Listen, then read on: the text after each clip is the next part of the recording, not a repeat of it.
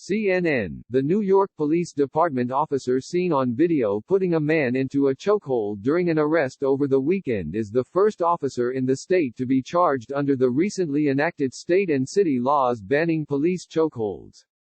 The officer, David Afanador, 39, was charged with attempted strangulation and strangulation, according to a press release from the Queens County District Attorney.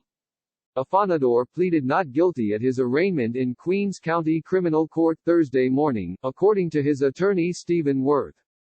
It's troubling that prosecutors are now succumbing to political pressure to make summary arrests a few days after the incident rather than conduct a thorough investigation.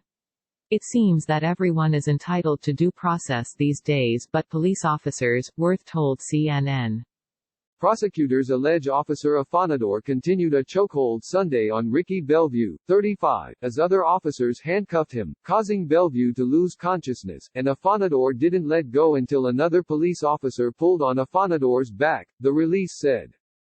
Bellevue was admitted to the hospital Thursday with symptoms he's never shown before, his family and attorney announced at a Friday press conference.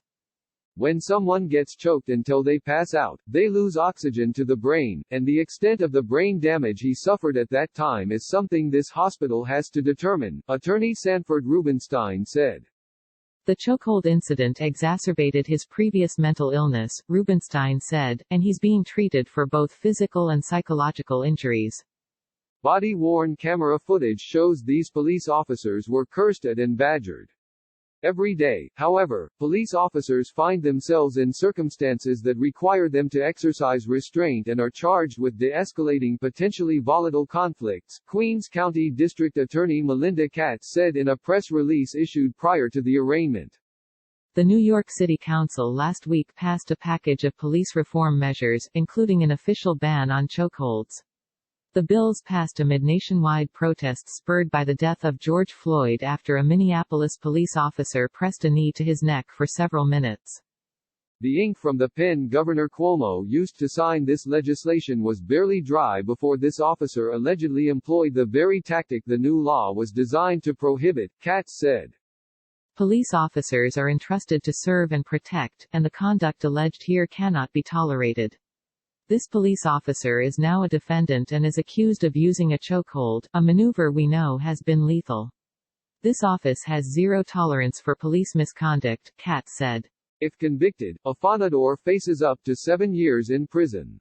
Afanador, who has been suspended without pay since the video surfaced, has been with the police force for 15 years. Body camera footage of the New York incident was released as part of directives from Mayor Bill de Blasio last week.